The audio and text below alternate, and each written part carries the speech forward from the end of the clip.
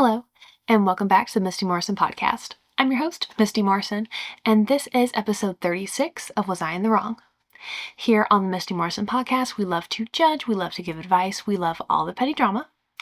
But before we get into our stories for the day, our usual housekeeping, whether you are new or returning, please remember to always engage with the content. Every little bit of activity helps the channel grow. Whatever platform you are enjoying on, whether you are listening or watching, please rate, review, subscribe, share, like, comment your thoughts on the stories. Everything helps the channel grow. So, into our stories for the day. Story number 1 is coming to us from r/AITA_WIBTA_public. AITA for refusing to pay for my friend's dinner after she keeps forgetting her wallet. I'm 27 and my friend Emily, 28, and I have been close since college. We go out to eat pretty often, and for the past few months she has forgotten her wallet multiple times. The first couple of times I didn't think much of it and covered for her. Last weekend we went to a new sushi place, and as expected, she didn't have her wallet. I told her I wasn't covering her this time. She got upset and said I was being cheap and a bad friend. I reminded her that this has happened several times before, and it's not fair to put me in that position every time we go out. She said I was overreacting and that friends should help each other out. But I feel like she's taking advantage of my kindness. I enjoy hanging out with her, but I also don't want to be the default ATM every time she forgets or doesn't bring her wallet. AITA for refusing to pay for my friend's dinner after she keeps forgetting her wallet. No. You're not wrong. You're right. What I want to know, though, is, are you guys meeting up before you get to the restaurant, or are you meeting at the restaurant? Because if you're meeting before the restaurant, then you had the opportunity to remind her and make sure she had her wallet before money was ever due. Or even when you first get to the restaurant, before you guys order anything, you ask her. I don't think waiting until the bill was due was the right time if you really expected that she forgot her wallet again. But no, you have been kind. You have covered her multiple times. And like most people are upset when this happens to them. It is an inconvenience. It is embarrassing. It's an inconvenience to both you and others. And so, like, once this happens to you, you try really hard to make sure it doesn't happen again. So the fact that she is continuing to do this and also not seeing it as a problem tells me that she is trying to kind of take from you. And yeah, this is becoming a habit more than it is an accident. Yeah, I don't know really how you go about making it better if you guys are just meeting up at the places you're going out to, unless whenever you're first scheduling the plans or confirming the plans ahead of time, that you're like, you just say, hey, don't forget your wallet, something like that. Or, if she doesn't have her wallet, you could ask her to Venmo you, Cash App, whatever, on the spot before you pay the bill for her. Because even if she doesn't have her wallet, she almost 98% certain she has her phone. And as long as she is not actually out of money and she has the money on a card somewhere, she can Venmo it to you and you'll be good. That's just another option. Story number 2 is coming to us from r/Am I the Jerk? AITJ for refusing to split my bonus with my girlfriend. I, 27 male, work in sales and got a decent year-end bonus, about $5,000. I was really proud, and my first thought was to throw most of it at my student loans, which I've been chipping away at aggressively. When I told my girlfriend, 26 female, the amount, she got excited and started talking about us taking a trip together.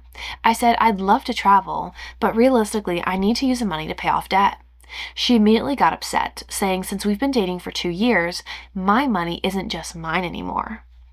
She argued that money should benefit both of us if I see her in my future.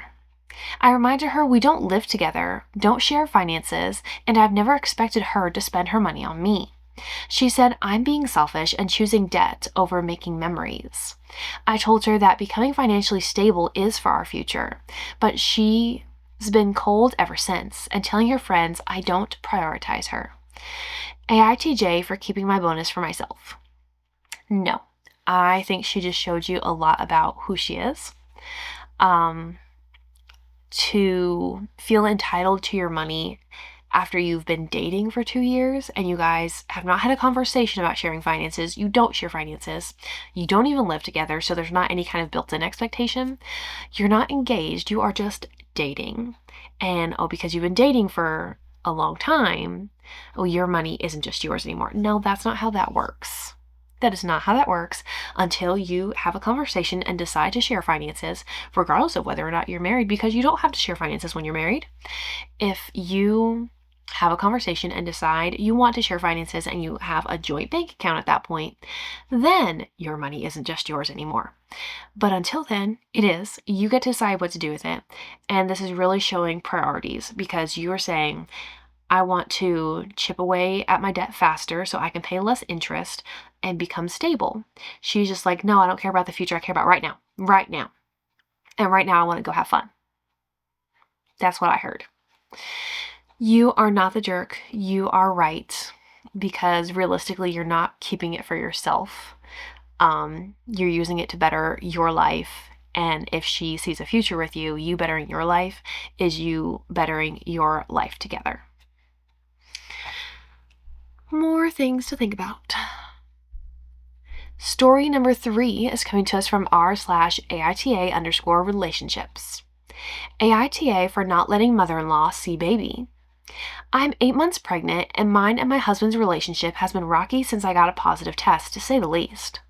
I will try to keep our issues separate, but his behavior has changed since I got a positive test. Examples include blocking doorways during arguments to prevent me from getting my own space, lying to me, coming in drunk and calling me names/swearing at me, trying to control aspects of my pregnancy, such as awkwardly asking if his mom can be in the delivery room when I give birth soon. When I asked him why he raised it in front of her, when I had already said I only want him there, he said, "It's not about you, it's about the baby." The baby will never know. As though I was being selfish. His mom has been aware of these issues, however, has constantly belittled them. For example, when I told her about the blocking in rooms or not letting me leave the house problem, she said he just wants to sort it out there and then. And it's not like you've been kidnapped. Even though I told her how bad it makes me feel and that it is false imprisonment, so against the law, even in a domestic situation. She also tries to blame me and said that it's my fault for being so emotional. She has now started saying I owe her money. The reason she thinks this is because when me and my husband bought our house 4 years ago, I contributed my 50% of the deposit from my savings.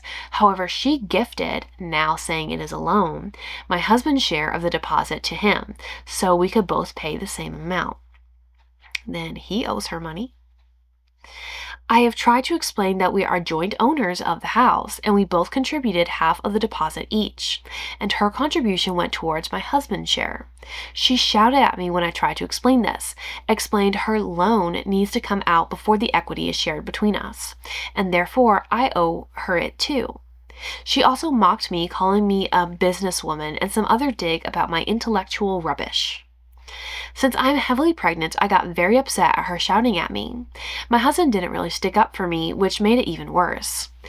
Since she has not acted in any way apologetic and is instead bad-mouthing me to my husband on repeat, I've decided that I want no contact with her at all, and that will include contact with my newborn baby, since I will be breastfeeding.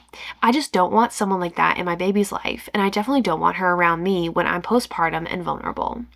Question is, am I being unreasonable?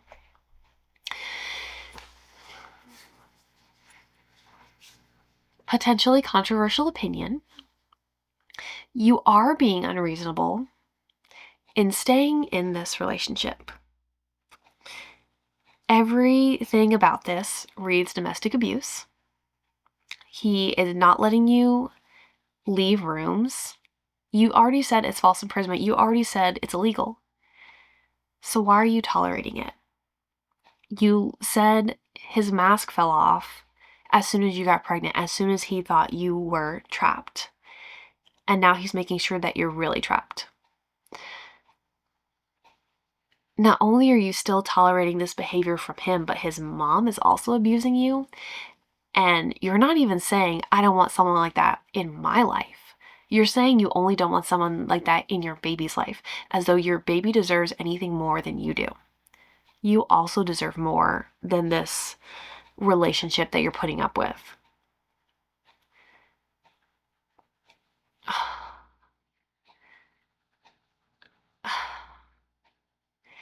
Everything, having worked in domestic violence, everything about this reads, you are being abused, he is isolating you, and you need to find a way out when you can. Because if you are vulnerable, like imagine if you have a C-section, you can't get out of bed. He's going to do whatever he wants to do because he doesn't care what you want. So he is going to let the baby be around his mom. Or what about when it gets older? I think you need to get out, and I think you need to find a way to put the things that he's done on record and the things that his mother has done on record, if she's done anything worse. Start building a file so that you can protect your baby from both of them. Because I think you need to.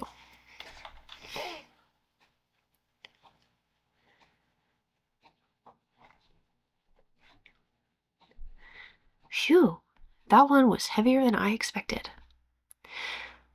Story number 4 is coming to us from r/AITA_relationships.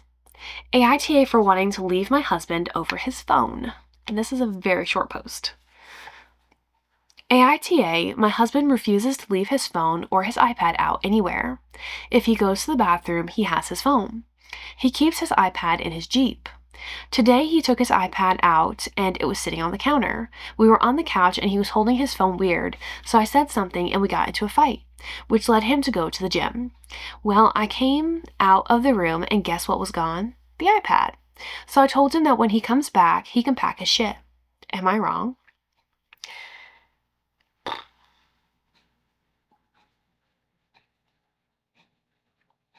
There's not enough. I feel like we're missing something. There's not enough details here. And so I can already see, because it's so short, there is a comment that says, is the problem that he's ignoring you and neglecting your relationship to play on his devices? Or is the problem that you want to invade his privacy and he's not giving you the opportunity? And OP replies, the problem is it can't be an invasion of privacy when you've been married for 12 plus years. You don't find it weird that your significant other won't even let you hold their phone? People are different and everyone is entitled to their different boundaries. So without further context than what the OP has given us here, I do think you're the asshole. You give us no indication that you guys have ever had a conversation about this subject that is so upsetting to you. You give no indication that he has ever cheated in the past or used his devices for dishonesty. Without that information, it doesn't make sense that not being able to look at his iPad and his phone are that big of a deal. I want to know if the problem is that he has cheated before, or is the problem just that you have been cheated on before and you don't trust anyone? Everyone is different. They have their different boundaries and they have their reasons behind things. People have different past traumas. I am on my phone pretty regularly, and if anyone walks past me when I'm looking at my phone, I flinch and I lock the screen and I put it down. And that is from the past. That has nothing to do with my current relationship. Like, my husband could see anything that's on my phone, I wouldn't care. But if he walks past me, I'm still going to flinch. It is a learned response, and those are hard to change. So him protecting his devices from you, is it because you're overbearing, or is it because like someone else has been really aggressive about seeing his personal information before? Because no matter how long you've been together, you say you've been married for 12 plus years, no matter how long you've been with somebody, you still deserve privacy. And you still have a reasonable expectation of keeping things to yourself that you want to. So you are wrong. I think you are the asshole. There's not enough information here, but just from what you've written, you're the asshole because you don't have a reason for wanting to see for being so upset about not being able to see his iPad or his phone. You don't have a valid reason for needing to. Yeah. Let's see.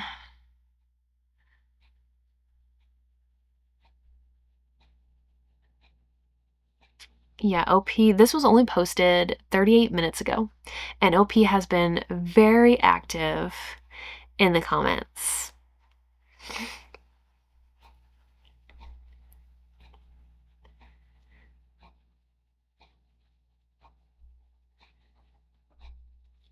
Oh, there's a lot.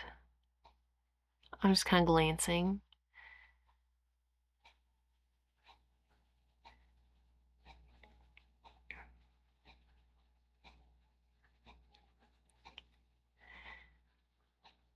So I can't tell, just from skimming, I can't see where. So most people are saying that OP is wrong, that they're the asshole. There's one person that just came on here and said, not the asshole, he's cheating. And OP replied, thank you. So they really just came on here to look for people to agree with them. I know there's a word for that and it just left my mind.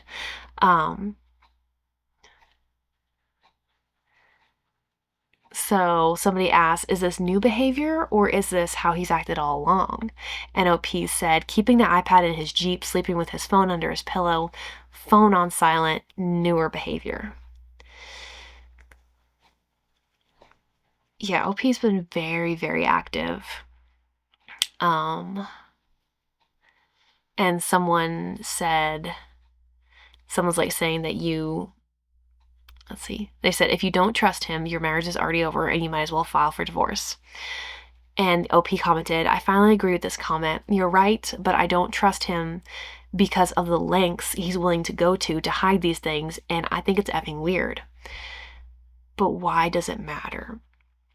I still cannot see where OP has said why you want to see it, or if he has a reason for hiding it.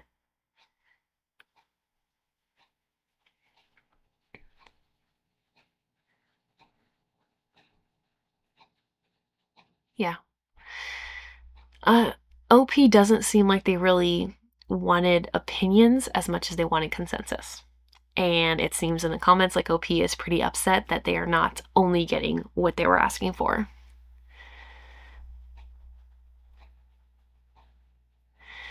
Let's see. Somebody said, nope, not weird. It's his phone.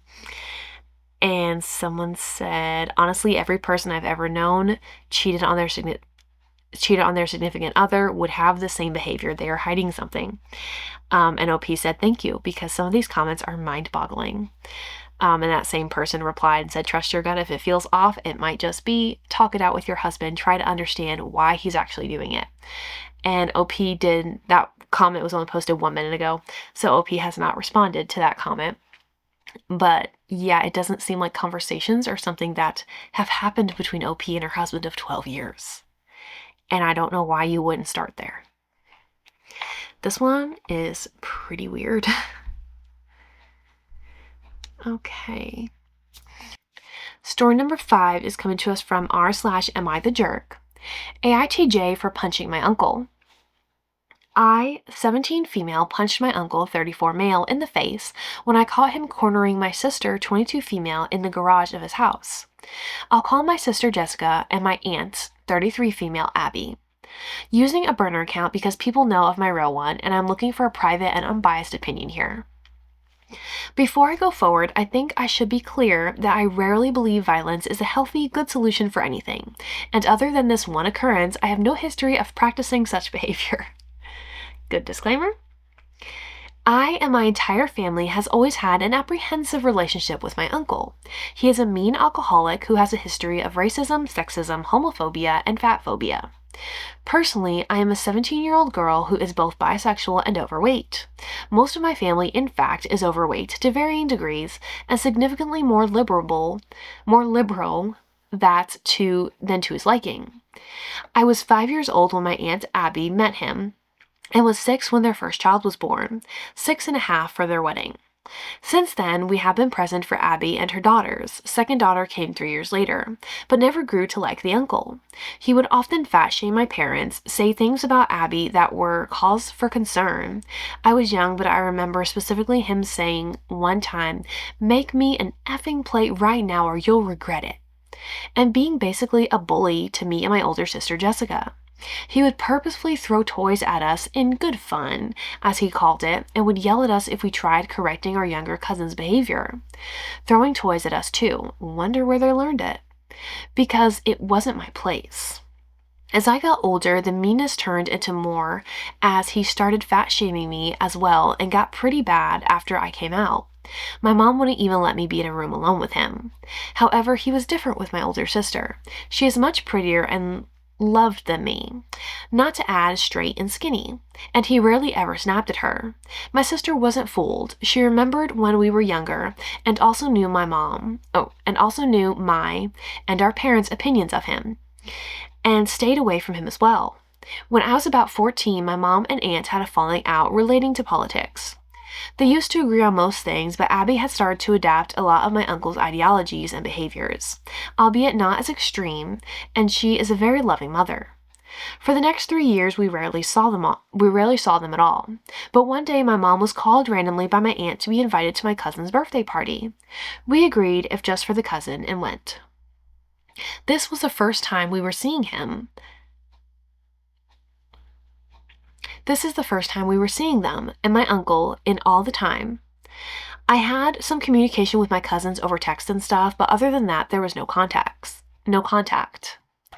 When we went there were a few things evident. 1, my cousins were a lot quieter and reserved. 2, my aunt was avoiding the uncle more than normal. 3, my uncle immediately approached my sister, who was now an adult, and asked her how she was doing. And 4, he was quieter too, though not particularly nice. My aunt pulled my mom aside and said she was in contact with a lawyer about divorce, and that the uncle wasn't happy about it. It seems maybe he is suspicious of this fact, trying to act more reserved about his bullying, in hopes to get Abby and the kids to stay. My aunt admitted to my mom that it was long overdue, but she waited so long because she was worried about the kids in custody.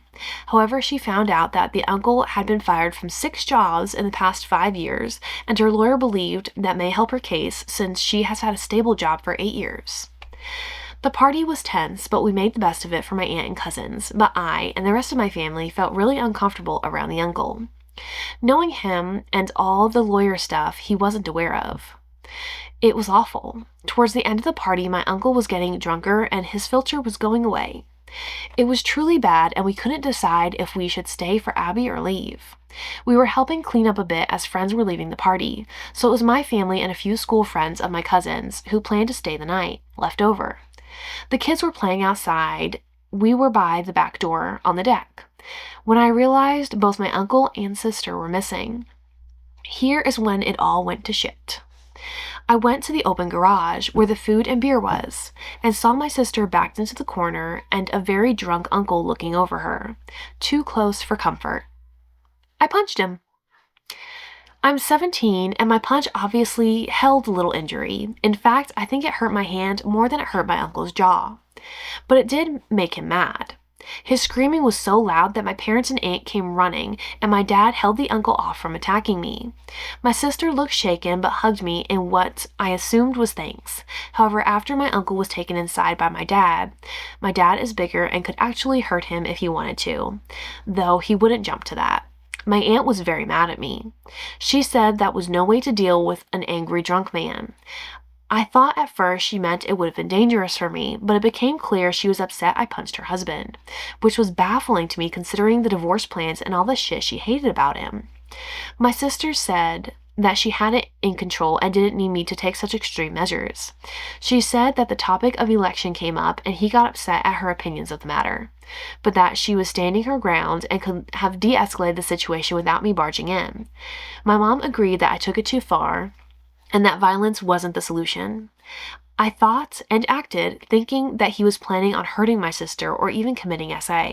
I regret punching him, but also don't at all because he has always been mean and awful towards me and my family. However, I see how this wasn't a great choice and that punching anyone is objectively an asshole thing to do. My whole family is upset with me, although my cousins don't know about it. The only person on my side is my dad. He said he would have done the same if it was him walking into that situation. So Reddit, am I the jerk for punching my uncle when I thought it was the best defense for my sister and family?